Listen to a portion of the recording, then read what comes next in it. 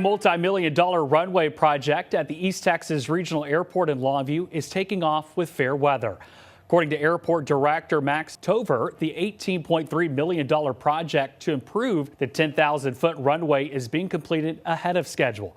This is the first time the runway has had a major facelift to it since 2006.